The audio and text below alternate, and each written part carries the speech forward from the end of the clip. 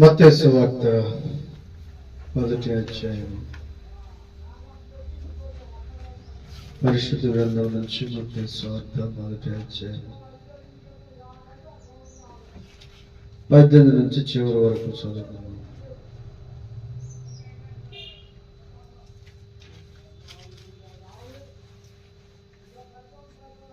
యేసుక్రీస్తు జనన విధానం ఎట్లనగా, ఆయన తల్లి అయిన మరియా యోసేపునకు ప్రదానము చేయబడిన తరువాత వారేకము కాకమునుపు ఆమె పరిశుద్ధాత్మ వలన గర్భవతిగా ఉండెను. ఆమె భర్త అయిన యోసేపు నీతిమంతుడై ఉండి ఆమెను అవమానపరచనొల్లక రహస్యముగా ఆమెను విడనాడ ఉద్దేశించెను. అతడు ఈ సంగతులను గూర్చి ఆలోచించుకొనుచుండగా, ఇదిగో ప్రభువు దూత స్వప్నమందు అతనికి ప్రత్యక్షమై, దావీదు కుమారుడు అయిన యోసేపు, నీ భార్య అయిన మరియను చేర్చుకొనుటకు భయపడకుము. ఆమె గర్భము ధరించినది పరిశుద్ధాత్మ వలన కలిగినది. ఆమె యొక్క కుమారుని కనును. తన ప్రజలను వారి పాపముల నుండి ఆయనే రక్షించును గనుక ఆయనకు యేసు అను పేరు పెట్టుదు అనెను. ఇదిగో కన్యక గర్భవతి అయి కుమారుని కనును. ఆయనకు ఇమ్మానుయేలను పేరు పెట్టుదురు అని ప్రభువు తన ప్రవక్త ద్వారా పలికిన మాట నెరవేరునట్లు ఇదంతయు జరిగెను. ఇమ్మానుయేలను పేరునకు భాషాంతరమున దేవుడు మనకు తోడని అర్థం. యోసేపు నిద్ర మేలుకొని ప్రభువు దూత తనకు ఆజ్ఞాపించిన ప్రకారము చేసి తన భార్యను చేర్చుకొని ఆమె కుమారుని కను వరకు ఆమెను ఎరుగకుండెను. అతడు ఆ కుమారునికి యేసు అని పేరు పెట్టెను. చూడండి, మనం గమనించినట్లయితే మహాదేవుడు మానవ రూపము దాల్చి పరమ నుండి భూమికి దిగివచ్చినటువంటి ఆ విధానము ఈ వాక్య భాగములో మనం చూడవచ్చు. ఆకాశమును భూమిని సృజించినటువంటి దేవుడు ఆకాశ మహాకాశముల పైన ఆసీనుడైనటువంటి అత్యున్నతమైన సింహాసనం మీద ఆసీనుడైనటువంటి ఆ మహాదేవుడు భూమి మీదకి, ఆయన సృష్టించినటువంటి భూమికి దిగి వచ్చుచున్నటువంటి ఆ తరుణంలో ఆయనకి ఇష్టమైనటువంటి మానవుని రూపము, ఆయన స్వరూపములో సృజించుకున్నటువంటి మనుష్యుని రూపములో ఆయన ఈ భూమి మీదకి రావాలనుకున్నారు. అది ఒక అద్భుతమైనటువంటి గొప్ప కార్యం. అంతేకాదు, ఆ దేవదేవుడు ఎంత తగ్గించుకున్నారో దానికి సాదృశ్యం. దేవుడు ఆత్మయున్నారు. ఆయన సర్వంతర్యామి, సమస్తమును చూచున్న దేవుడు, సమస్తమును ఎరిగిన దేవుడు, ఆయనకి మరుగైనది ఏదీ లేని దేవుడు. అలాంటి మహాదేవుడు మానవుని రూపము దాల్చి ఈ భూమికి దిగి వచ్చేటటువంటి తరుణంలో ఆమె ఒక గొప్ప కన్యక. ఆమె చాలా అదృష్టవంతురాలు. ప్రభువుకు తల్లిగా కీర్తించబడేటటువంటి గొప్ప ఘనతను, సృష్టికర్త అయిన దేవునికి తల్లిగా మహిమపరచబడే భాగ్యాన్ని పొందుకున్నటువంటి ఒక కన్యకను మనం ఇక్కడ చూస్తున్నాం. ప్రియరా, యేసు ప్రభువు వారు మానవ రూపం దాల్చి రావడానికి అసలు కారణం ఏమిటి? ఎందుకు దేవుడు మనిషిగా మరలా భూమి మీదకి వచ్చారు అంటే, చాలా మంది ఏమనుకుంటారంటే యేసు ప్రభు అంటే 2000 సంవత్సరాల క్రితం పుట్టిన దేవుడే కదా, అంతకుముందు ఎంతో మంది దేవుళ్ళు ఉన్నారు అని అంటారు. యేసు ప్రభు 2000 సంవత్సరాల క్రితం పుట్టిన దేవుడు కాదు. ఆయన సృష్టికి ముందే ఉన్న దేవుడు, ప్రపంచముల నిర్మాణము కాకముందే ఉన్నటువంటి దేవుడు, భూమి ఆకాశములు సృజించబడక ముందున్నటువంటి దేవుడు. ఆయన మూలముగా ఈ భూమి ఆకాశము కలిగినది. ఆయన మూలముగా ప్రపంచములు నిర్మించబడ్డవి. ఆయన మూలముగా సమస్త జీవరాశి సమస్తమైనటువంటి సృష్టి సృజించబడినది. కనుక ఈ మనకి కంటి కనిపించే భూమి ఆకాశముల కంటే ముందున్న దేవుడు ఆయన. అంత గొప్ప దేవుడు, అంత గొప్ప శక్తి సంపన్నుడైన దేవుడు, భూమిని ఆకాశమును సృజించిన మహాదేవుడు. ఈ భూమి మీద ఎంతో మంది శాస్త్రవేత్తలు మనం చూస్తున్నాం. భూమిలో ఏముందో తెలియచెప్పగలుగుతున్నారు. ఆకాశంలో ఏం జరగబోతుందో తెలియచేయగలుగుతున్నారు. చంద్రమండలానికి వెళ్ళి రాగలుగుతున్నారు. కానీ వారు నివసించడానికి మరొక భూమిని ఏర్పరచుకోగలిగారా? లేదు. దేవుడు మానవుడు జీవించటానికి భూమిని ఏర్పరిచాడు అంతే. దాన్ని తప్ప దేవుడు సృష్టించిన వాటిని మనుషుడు సృష్టించలేడు. ఇదే దేవుని యొక్క శక్తి. మనుష్యుడు భూమిని సృష్టించగలడా? లేదు. మనుష్యుడు ఆకాశాన్ని సృష్టించగలడా? లేదు. మనుష్యుడు సూర్యచంద్రులను సృష్టించగలడా? లేదు. ఆయన సృష్టించిన సృష్టిలో ఉన్న వాటిని చూచి వాటికి సాదృశ్యముగా ఉన్నటువంటి కొన్ని వెలుగులను వేటినైనా నిర్మించుకోవచ్చేమో గాని ఆయనతో సాటి అయినటువంటి రీతిలో ఆయన నిర్మాణమును మరి యొక్క నిర్మాణముగా నిర్మించుటనేది మానవునికి అసాధ్యం. కనుక ఆ మహాదేవుడు, అంత సర్వశక్తి కలిగినటువంటి దేవదేవుడు, ఆయన మానవ రూపము దాల్చి రావడానికి కారణం ఏమిటో తెలుసా? ప్రాముఖ్యమైన కారణము, అసలైనటువంటి కారణం ఏమిటంటే మానవుని రక్షించటానికి. దేని నుంచి రక్షించడానికి? ఈ లోకంలో దెయ్యం పెడితే దెయ్యం నుంచి తప్పించుకోవడానికి ఇంకో దెయ్యాన్ని కాపలా పెడతావేమో. వ్యాధి వస్తే ఆ వ్యాధి పడడానికి ఇక్కడ కాకపోతే అమెరికా వెళ్ళి బాగు చేయించుకుంటావేమో. ఒక కిడ్నీ పడకపోతే ఆ కిడ్నీ తీసేసి మరో కిడ్నీ వేసుకొని బ్రతుకుతావేమో. కానీ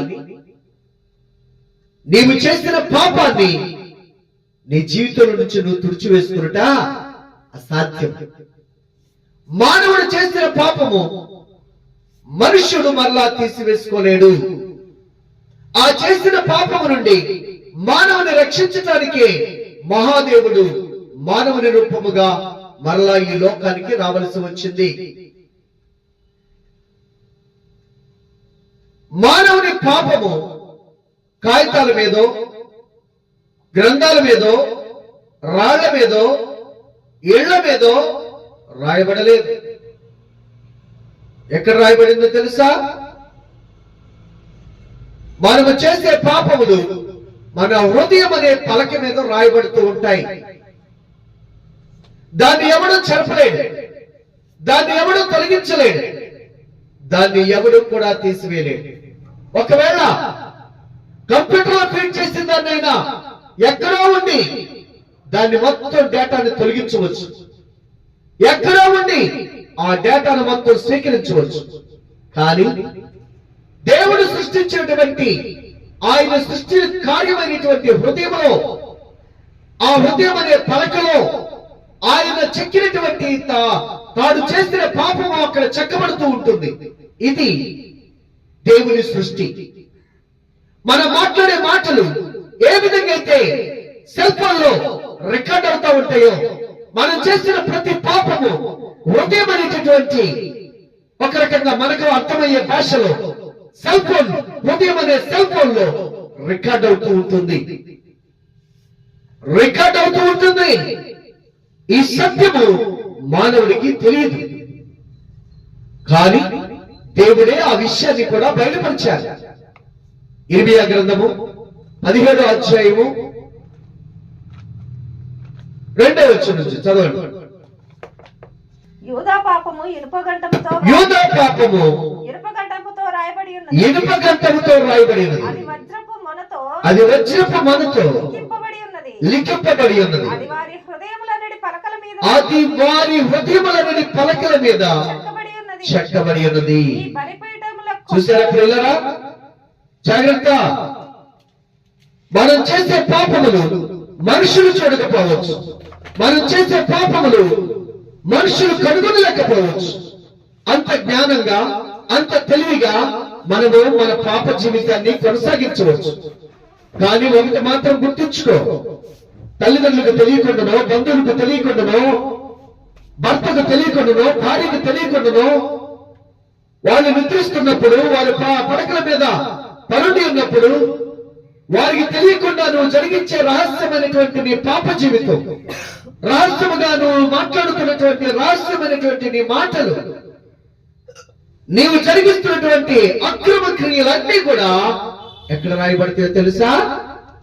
నీ హృదయం అనే పలక మీద చెక్కబడుతూ ఉన్నాయి. ఒకవేళ సెల్ ఫోన్ లో నీవు వీడియో తీస్తే ఆ వీడియో తొలగించవచ్చు. ఒకవేళ సెల్ ఫోన్ లో వీడియో కాకుండా ఒకవేళ రికార్డింగ్ చేస్తే రికార్డింగ్ తీసివేయచ్చు. సీసీ కెమెరా ద్వారా ఎవరికి కనపడకుండా పెడితే ఒకవేళ సీసీ ఫుటేజ్ కూడా తొలగించవచ్చు. కానీ హృదయం అనే పలక మీద దేవుడు రికార్డ్ చేసినటువంటి ఆ రికార్డ్ ని ఎవరూ తొలగించలేదు, ఎవరూ తీసివేయలేదు. కానీ మానవునికి ఈ సత్యము తెలియదు, మనుషుడికి ఈ సత్యము గ్రహించట్లేదు. అంధకార సంబంధమైనటువంటి ఈ లోకనాథుడు ఆత్మ సంబంధమైన నేత్రములు మూయబడి చేత మానవుడు గుడ్డివాడిగా బ్రతుకుతున్నాడు. ఎవరు చూడలేదులే అనుకుంటున్నాడు, కానీ తన హృదయంలోనే తన పాపము రాయబడుతున్న విషయము తానే చూడలేకపోతున్నాడు. అందుకనే ఆత్మ సంబంధముగా గుడ్డివాడు అని దేవుడు పిలుస్తున్నాడు. ఈరోజు మానవుడికి తాను చేసిన పాపము తన హృదయంలోనే రాయబడి ఉన్నదనే విషయము తెలియదు. నేను నీతిమంతుడిని, నేను పరిశుద్ధుడిని, నేను గొప్పవాడిని అనుకుంటున్నాడు. కానీ మానవునికి తెలియనటువంటి నిజ సత్యమేమిటో పరిశుద్ధుడైనటువంటి పరలోకపు తండ్రి తెలియచేస్తున్నారు. ఏంటో తెలుసా? నీవు జరిగించినటువంటి నీ యొక్క పాప జీవితం, చీకటిలో నువ్వు జరిగించినటువంటి అక్రమ క్రియలు, మనుషులు లేనప్పుడు ఒంటరిగా నువ్వు జరిగించినటువంటి నీ పాప ఇచ్చలు అన్నీ కూడా నీ హృదయం అనే ఫోన్లో రికార్డ్ చేయబడ్డాయి. నీ హృదయం అనే వీడియోలో భద్రపరచబడి ఉన్నాయి. వాటిని నీవు కాదు, ఈ లోకంలో ఏ మనుష్యుడు తీసివేయలేడు, ఏ శాస్త్రవేత్త తొలగించలేదు. ఒకవేళ నువ్వు శాస్త్రవేత్తమైనా ఈ లోకంలో మనుష్యుడు కనుగొనలేదు, నేను కనుగొన్నానని సంఖ్యలు కట్టుకొని ఘనత పొందినా నీ పాపము నీ హృదయం అనే పలక మీద రాయబడి ఉన్నదని మాత్రం గుర్చిపోకు. ఈ సత్యాన్ని గ్రహిస్తే నీకు మేలు, రక్షింపబడతావు. లేకుంటే నిత్య నరకములో త్రోసివేయబడతావు. నేను చాలా తెలివిగల దానిని, నేను చాలా తెలివిగల వాడము, ఎవరినైనా నా మాటల చేత పడేయగలను, ఎవరినైనా నా మాటల చేత నమ్మించగలను, నటించడంలో నా యొక్క గొప్ప వ్యక్తి లేడు అని నటించి మోసపుచ్చవచ్చు. కానీ మనుషులు కాదు, నిన్ను నువ్వే మోసం చేసుకుంటున్నావు, నిన్ను నువ్వే నాశనం చేసుకుంటున్నావు, నిన్ను నువ్వే నరకానికి నెట్టివేసుకుంటున్నావు. జాగ్రత్త. నీ పాపము నీ హృదయమని సెల్ ఫోన్ లో మొత్తం భద్రపరచబడి ఉంది. మరి ఎలా? దాన్ని ఎవరు తీసేయగలరు? దాన్ని ఎవరు తొలగించగలరు? దాన్ని ఎవరు కడగలరు? మానవునికి అసాధ్యమైన కార్యములను సాధ్యము చేయవాడు దేవుడే.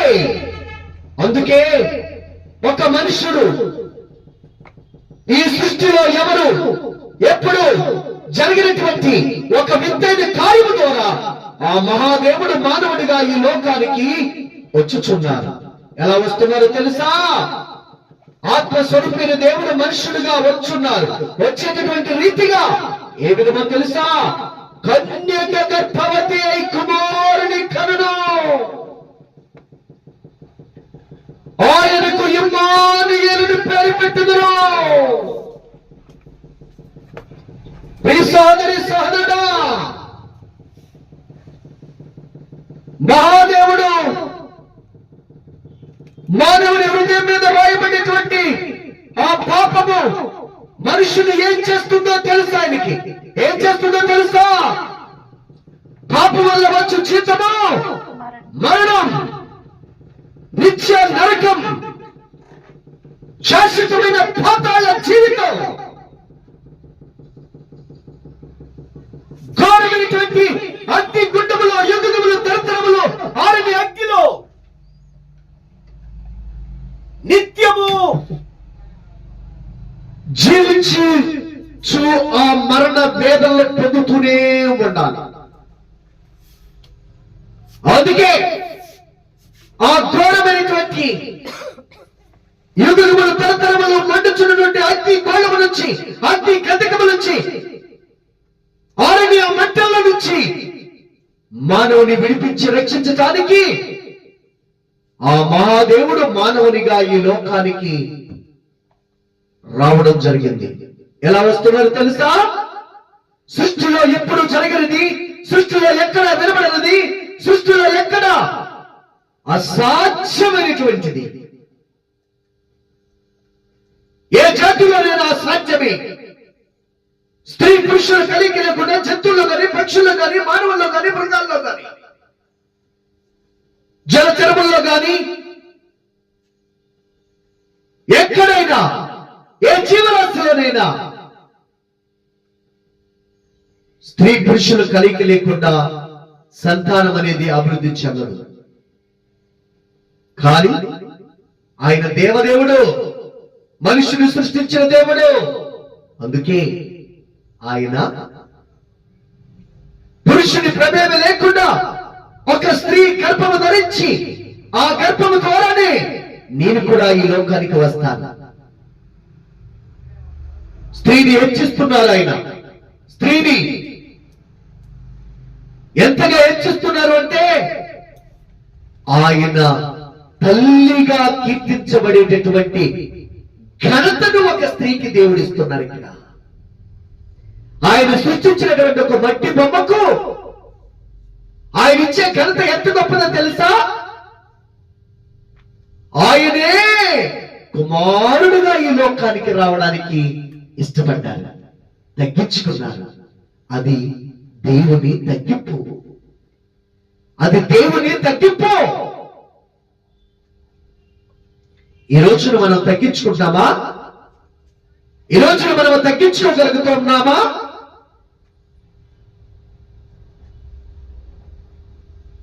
ప్రియులరా, ఆ మహాప్రభు ఒక గొప్ప వింతైనటువంటి జననము. ఏంటి వింతైన జననం? కన్యక గర్భవతి కుమారుని కనును. కన్యక గర్భవతి కుమారుని కనును.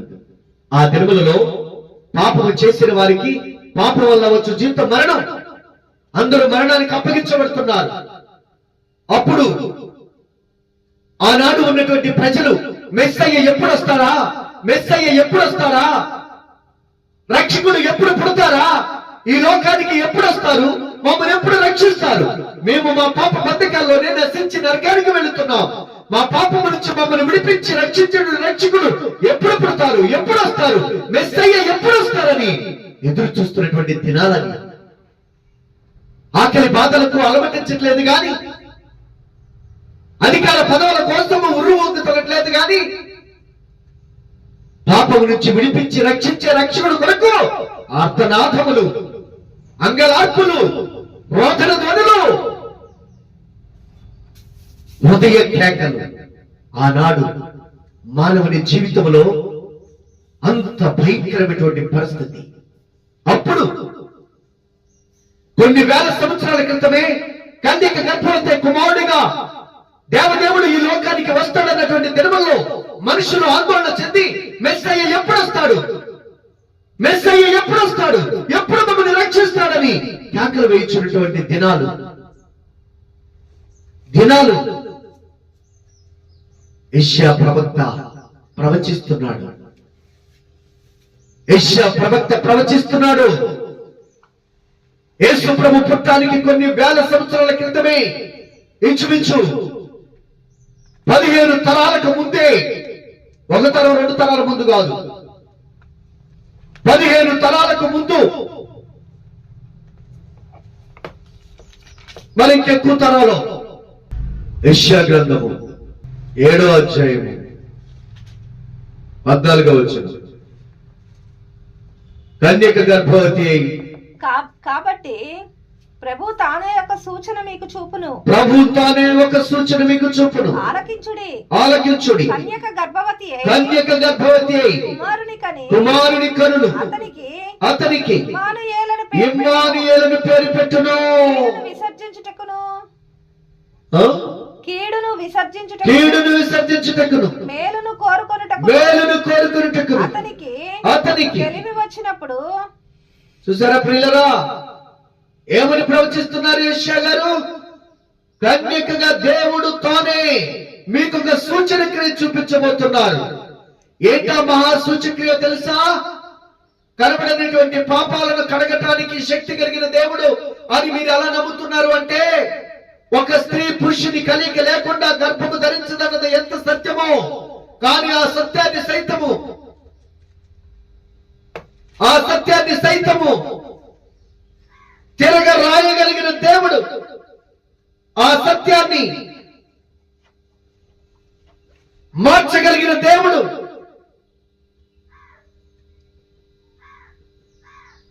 ఆయనే నిరూపించుకున్న కొరకు కన్యక గర్భవతి కుమారుని కనబోతుంది.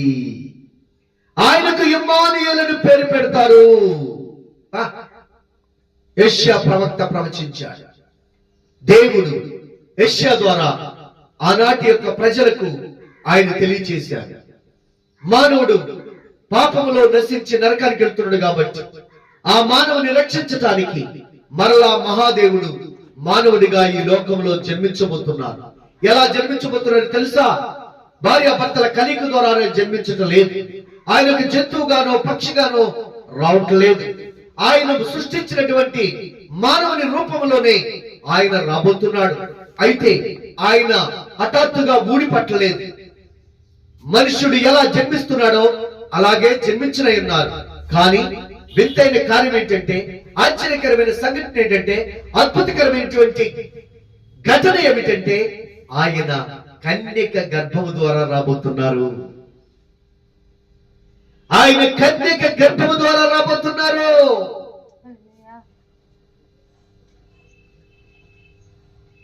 ఇది ఆశ్చర్యము, ఇది అద్భుతము, ఇది ఘనకార్యము.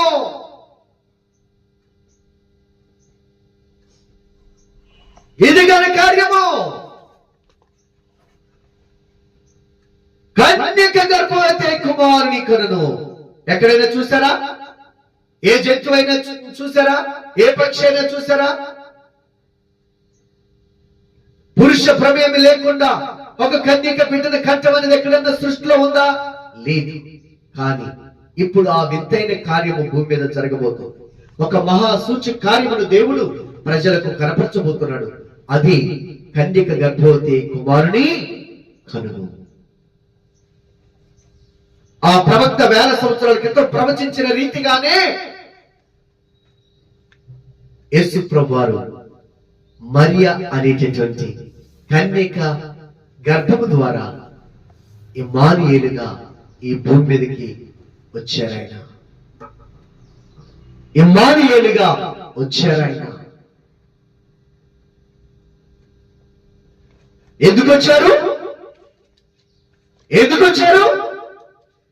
పాపమును పరిహరించడానికి, పాప విమోచన గావించటానికి, సర్వ మానవాళి యొక్క పాపానికి పరిహారము చెల్లించటానికి, పాపం వల్ల వచ్చే జీవితమైనటువంటి మరణపు ముళ్ళను విరిచివేయటానికి వచ్చాడు.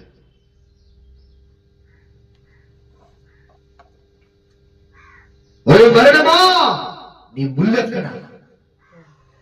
మరణపు ముళ్ళును విరిచి జీవాన్ని ప్రసాదించడానికి వచ్చిన జీవాధిపతి అయిన దేవుడు ఆయన, జీవ మరణములకు అధికారి అయిన దేవుడు ఆయన, ప్రాణం పెట్టుటకును ప్రాణం తీసుకుంటకును అధికారము కలిగిన దేవుడు ఆయన. అలాంటి దేవదేవుడు కన్యక గర్భము ద్వారా భూమి మీదకి మానవునిగా ఈ లోకానికి వచ్చాడు. అదే క్రిస్మస్. అదే క్రిస్మస్. ఎందుకు వచ్చారు ఆయన? పాపులను రక్షించడానికి, పాపులను విమోచించడానికి. అదే రాయబడింది. ఆమె యొక్క కుమారుని కనును ఆయన తన ప్రజలను వారి పాపం నుండి ఆయనే రక్షించును గనుక ఆయనకు ఇమ్మానుయేలు పేరు పెట్టుదలేదు. ఎంత గొప్ప విషయమో చూడండి.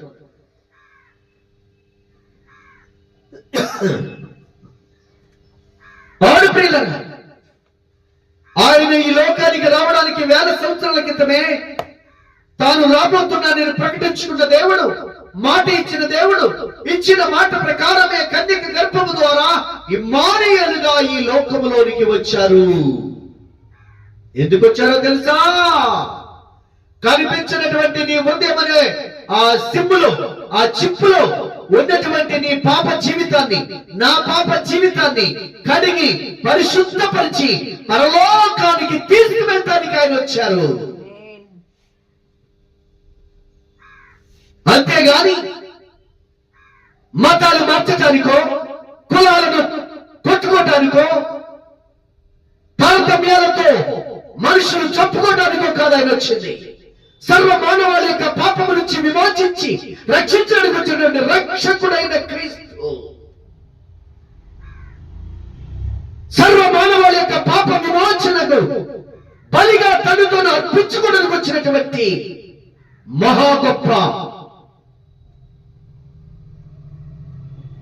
బలి పశువుగా తగ్గించుకున్నటువంటి దేవదేవుడు.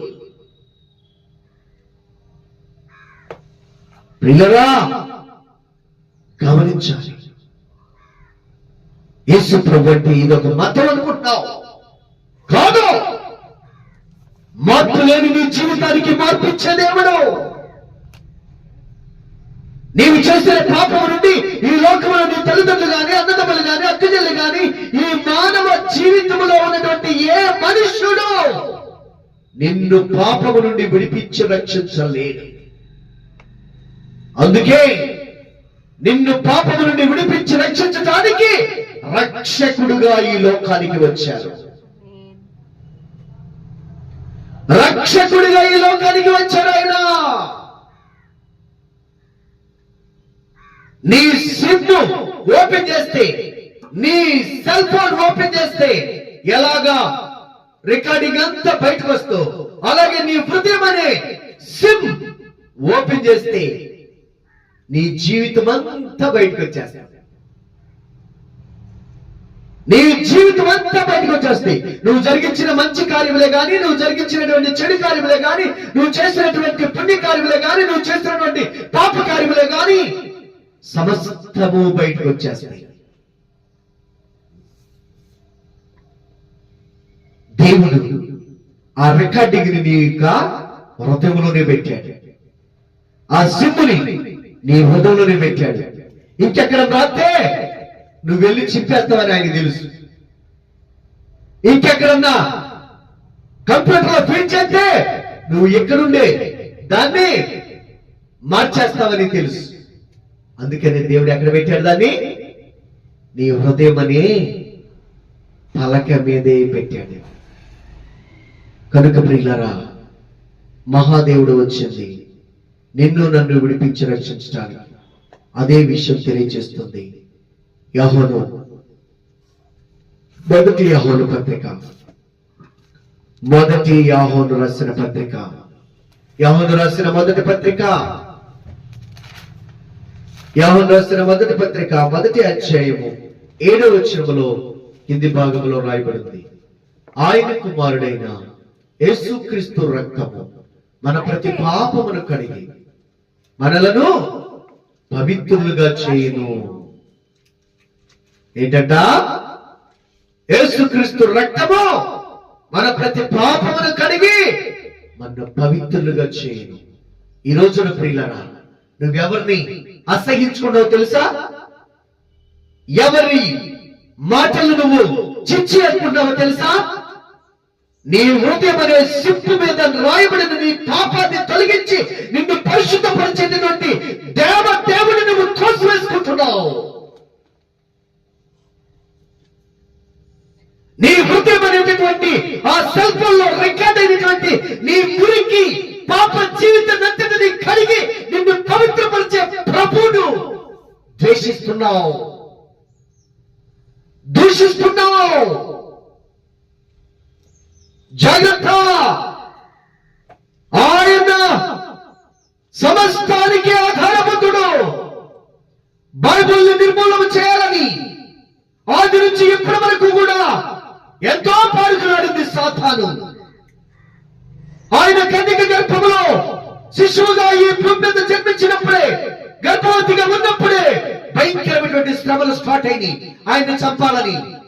కానీ ఏ శక్తి ఆయన్ని నిర్మూలన చేయలేకపోయింది. ఈనాటికి క్రైస్తత్వాన్ని నిర్మూలన చేయాలని ఎంతో మంది రాజులు, ఎంతో మంది చక్రవర్తులు, ఎన్నో ప్రభుత్వాలు ప్రయత్నించి కాలగర్భములో కలిసిపోయారు. ప్రభుత్వాలే గాని, రాజులే గాని, చక్రవర్తులే గాని. కారణం ఏంటో తెలుసా? ఆయన మహా సృష్టికర్త అయిన దేవుడు. ఆయన ముందు ఈ భూమి ఆకాశములు, ఆయన ముందు ఈ రాజులు రాణులు, ఆయన ముందు ఈ ప్రభుత్వాలు అధికారాలు ఎండి గడ్డి లాంటివి, తృణప్రాయమ లాంటివి, నీటి బుడగ లాంటివి, గడ్డి పువ్వు లాంటివి. ప్రియ సహోదరి సహోదరుడా,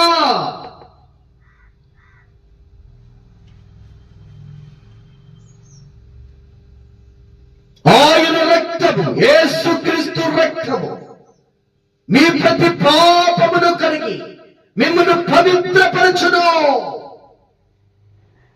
ఇంకా 9వ వచనంలో ఏముందో తెలుసా? మన పాపములను మనం ఒప్పుకునే యెడల ఆయన నమ్మదగిన వాడు, నీతిమంతుడు గనుక ఆయన మన పాపములను క్షమించి సమస్త దుర్నీతి నుండి మనలను పవిత్రులుగా చేయును. యేసు ప్రభు వచ్చినందుకు తెలుసా? నీవు చేసిన ప్రతి పాపమును క్షమించి సమస్త దుర్నీతి నుండి నిన్ను విడిపించి నిన్ను పరిశుద్ధపరచడానికి వచ్చిన ప్రభు ఆయన. ఆ ప్రభువును కాదనుకుంటున్నావా? ఆయన సువార్తను అడ్డగిస్తున్నావా? జాగ్రత్త! నీ రక్షణను కోల్పోతున్నావు, నీ పాపాన్ని నువ్వు మూట కట్టుకుంటున్నావు, నీ ఆత్మను నరకానికి నువ్వే నెట్టి వేసుకుంటున్నావు, ఆరుని అగ్నికి నిన్ను నువ్వే ఆహుతి చేసుకోబోతున్నావు.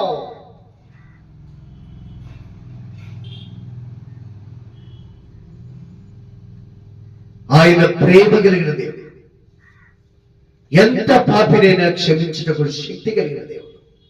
ఆయన పరిశుద్ధుడైన దేవుడు. ఆయన జన్మలో పాపము లేదు, ఆయన జీవితంలో పాపము లేదు. భూమి మీద 33.5 సంవత్సరములు జీవించి సర్వమానవాళి యొక్క పాప పరిహారార్థమై కలువరి సిలువలో ఆయన తన్ను తానుగా బలి పశువుగా అప్పగించుకున్నారు. పాప పరిహారార్థమైన బలిగా తన్ను తానే అప్పగించుకున్నారు. కనుక యేసు రక్తం మన ప్రతి పాపము నుండి మనలను పవిత్రులుగా చేయను. ఇప్పటి వరకు ప్రభు ఇచ్చే పరిశుద్ధత, ప్రభు ఇచ్చే పవిత్రత పొందుకోకుండా అనాలోచితంగా ఆచారబద్ధంగా బ్రతుకుతున్నావా? అయితే ఇదే తరుణం.